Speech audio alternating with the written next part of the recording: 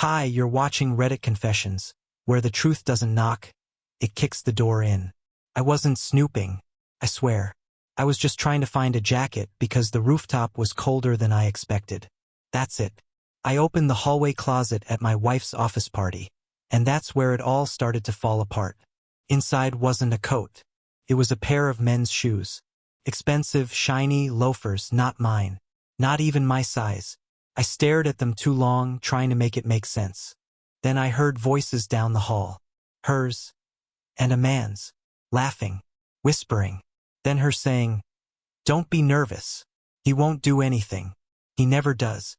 The closet door was still open. She didn't know I was behind it. It gets worse. I stepped back and knocked over a bag. Keycard fell out. It had my wife's name on it. And someone else's photo. Soren. I'd never met a Soren in my life, until 5 minutes later when he raised a glass at me across the party like we were old friends.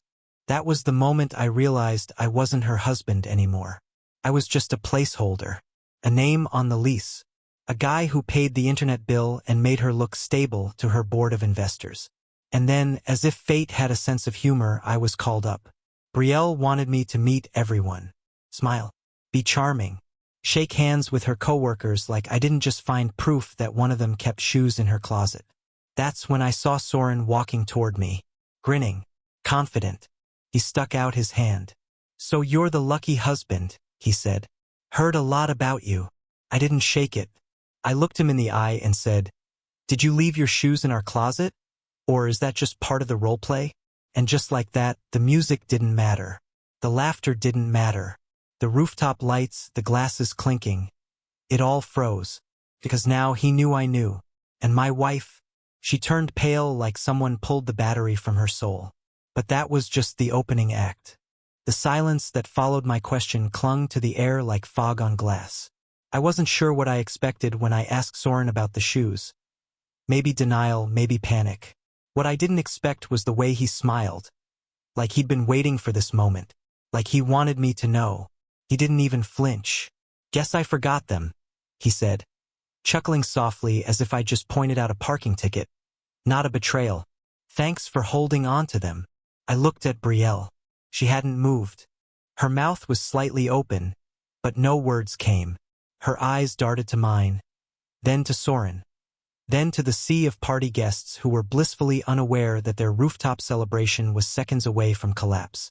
She reached for my arm gently, the way someone might try to put out a fire with their hands. "Elwood," she whispered. "Not here, please." I shrugged her off. "No, let's talk about it here. In front of the people you haven't lied to yet." Soren raised both hands like I was some unstable man ready to flip a table. "Hey man, no drama. I thought you were cool with it." Cool with it? I actually laughed. Not because it was funny, but because my brain short-circuited. Cool with what? You storing your shoes in our home like it's a backup apartment? You whispering about me behind walls while I fix the leaking sink and vacuum cat hair off your side of the couch? You think I'm cool with that? He looked confused for a second. "Wait, she didn't tell you?" That's when it hit me like a punch to the throat. This wasn't some one-time mistake. This was orchestrated. Planned. They had talked about me, measured me up, dismissed me like I was just the guy who refilled the coffee filters. "I'm her husband," I said, quieter this time, because anger had turned to something heavier. "And you're the guy who thought I wouldn't find out." Brielle stepped forward, finally breaking out of her frozen state. "Elwood, please, let's go home. We'll talk. I'll explain everything." I turned toward the crowd and clapped my hands twice. "Sorry to interrupt everyone. Just wanted to let you all know. One of your team members left his dress shoes in my closet. Next time, maybe pick a woman who doesn't bring her work home."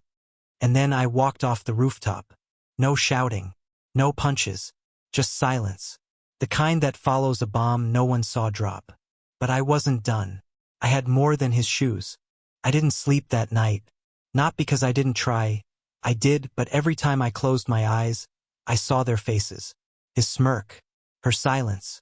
The sound of my own heartbeat pounding in my ears as I walked out of that party like a ghost leaving its own body. When I got home, I didn't even bother turning on the lights. I sat on the edge of the bed we used to share, staring at the floor like it owed me an answer. And that's when I noticed it, her laptop bag, lying on the dresser, half unzipped. I've never been the spying type. I'm the guy who still knocks on a closed bathroom door even when I know no one's inside. But something pulled me toward it. Maybe it was instinct. Maybe it was self-respect trying to resurrect itself. I opened the bag, flipped open her work laptop, and guessed the password on the third try. Our wedding date. I wish I was making that up. At first, it was all spreadsheets and branding decks. I clicked randomly, trying to convince myself I'd find nothing. Then I saw a folder on the desktop titled, Italy. Strange, we hadn't been to Italy. I opened it. Inside were dozens of photos. Hotel rooms. Room service breakfasts for two. Mirror selfies, them in matching robes. Brielle's face pressed against his shoulder like they were posing for a honeymoon album. And then the worst one. A video thumbnail of her lying on a hotel bed, laughing, holding a wine glass, with Soren's voice in the background saying, "Say something for your husband." I didn't play it. Couldn't. I just closed the laptop slowly and set it down like it might explode. At 4:13 a.m., the door opened. Brielle came in quietly, heels in her hand. Her mascara was smudged, and for once, she didn't have anything to say. She just froze when she saw me sitting in the dark. I didn't ask her where she'd been. I didn't need to. I stood, walked past her, and said the only words I could manage without falling apart. "Your folder was sloppy. Next time, name it something less obvious."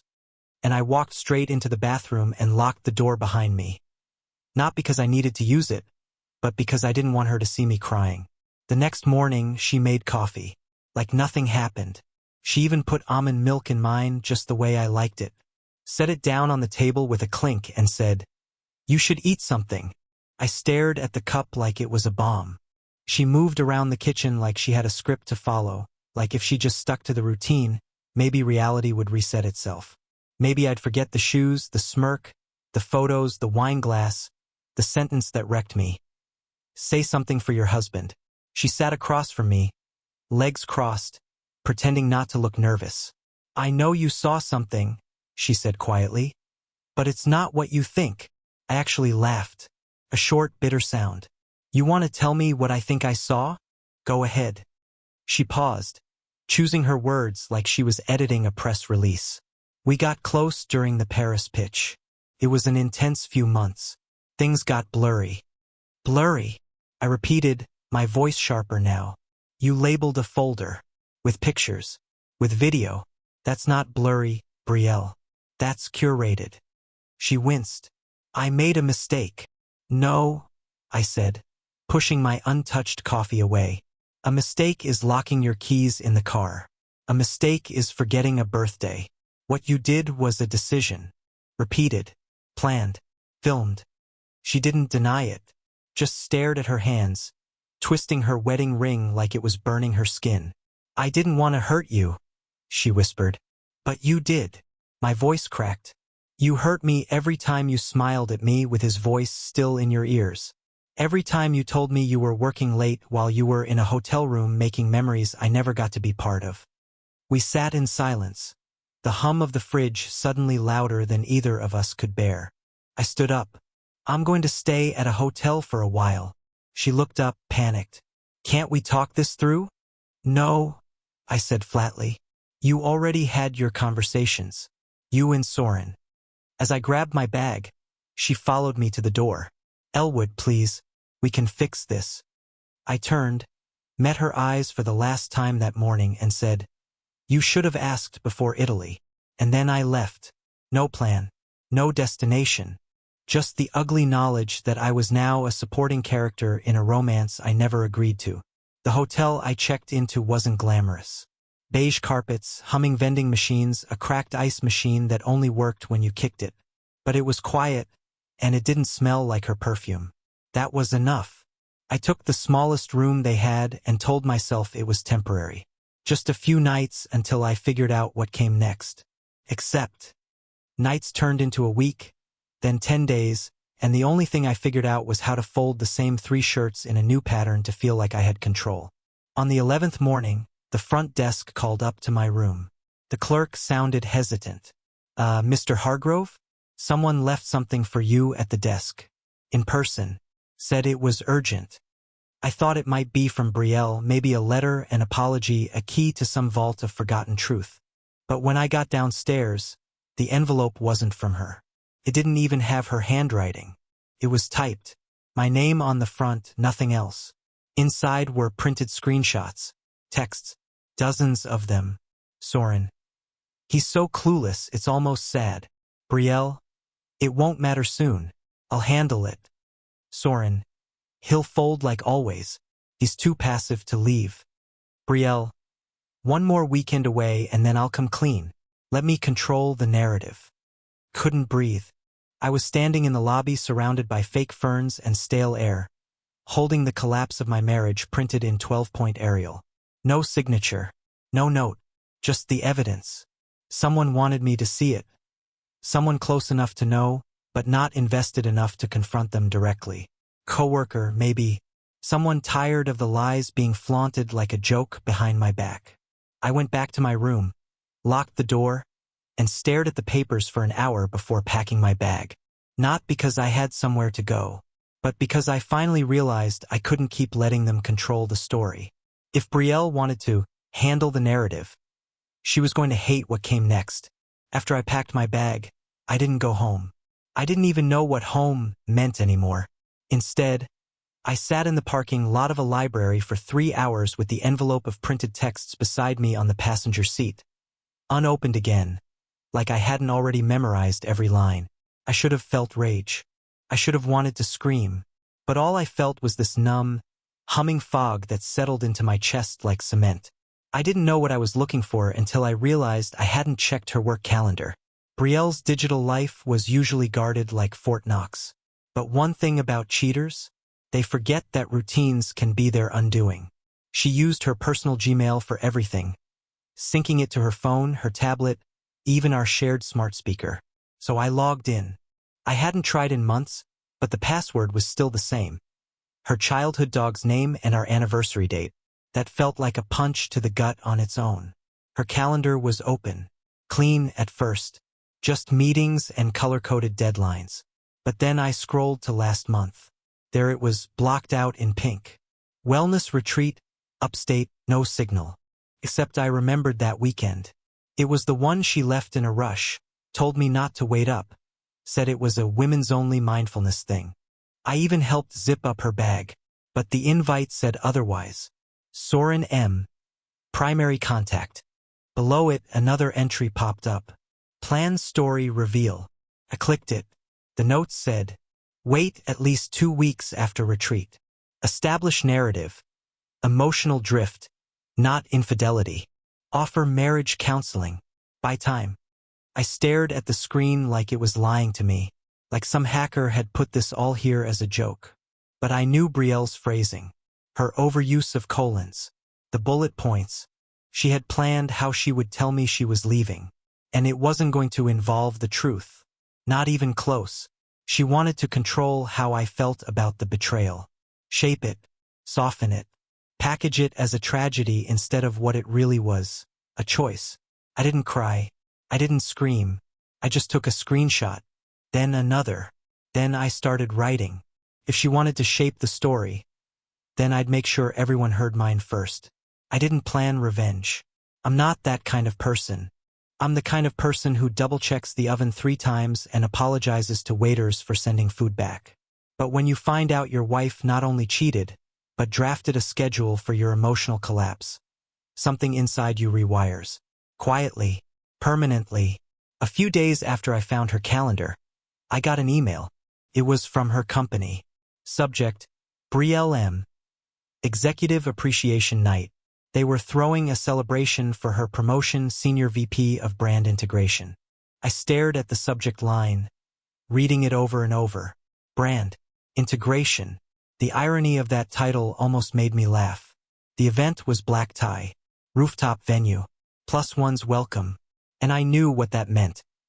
I was expected to play the smiling husband again, the soft-spoken accessory to her curated success story, just like last time. just like always. But I wasn't the same anymore. That night I didn't sleep. I stared at my hotel ceiling until my eyes burned. And by morning, I knew exactly what I was going to do. I went back to our house when I knew she wouldn't be there. I still had keys. I didn't touch a thing. I didn't need to. I went straight to her office, opened the closet. His shoes were still there, still polished, still waiting, like he expected to come back. I took only one item from the house. The framed photo of our wedding day. Her in white, me smiling like I'd won the lottery. I printed one copy of the photo, slid it into a folder, and placed it inside a larger envelope along with screenshots of the texts, calendar notes, and a note that read, "This is the version of the story she forgot to share." The envelope went to her company's PR department. No name, no return address. I wasn't trying to destroy her career. I just wanted her to feel something real for once, like I had been feeling for weeks. That night, I RSVP'd yes to the party. I clicked +1. But the person I brought with me wasn't someone she expected to see. The night of the party arrived, and I stood outside the venue for almost 15 minutes before walking in. The last time I'd been here, I'd left in silence after exposing Soren's shoes in front of half the rooftop. This time I came with purpose, not to burn it all down, just to take back the part of me I let her chip away, one lie at a time. When I stepped inside, everything looked perfect. Crystal lights, glass walls, music humming politely in the background, people in expensive clothes clinking champagne flutes and laughing at nothing. And in the middle of it all, Brielle, shimmering, polished, controlled. But when her eyes landed on the woman beside me, her expression cracked. "Is that?" Yes. It was Lena, Brielle's former assistant, the only person at her firm who ever treated me like a human being. She had quietly quit 2 months ago, right before everything spiraled. And now, she stood beside me in a simple black dress, calm and composed. We didn't kiss. We didn't even hold hands. But Lena looked at Brielle with a kind of empathy that felt louder than any confrontation. "Hi, Brielle," Lena said softly. "Nice party." Brielle didn't respond. She didn't need to. Her face said it all: shock, confusion, and, finally, something that looked like guilt. Maybe for the first time. I didn't cause a scene. I didn't shout. I just smiled, nodded to a few familiar faces, and walked straight out of the event with Lena beside me. That night I didn't cry. I didn't question if I was enough. I just breathed. In the weeks that followed, I filed for divorce. I didn't send any more evidence. Didn't drag her through mud. I just chose peace for myself. Lena and I didn't start dating. We went for coffee once. Talked about our lives. She moved cities. I started volunteering at a local shelter. For the first time in years, I woke up without waiting for the other shoe to drop. Because the truth had already landed. And I was still standing. What moment hit you the hardest in this story? Would you have sent the envelope? Or walked away quietly? Tell us in the comments. We read every one. You've been watching Reddit Confessions, where every story is someone's truth. Thanks for staying until the end. And remember, sometimes walking away is the strongest thing you can do.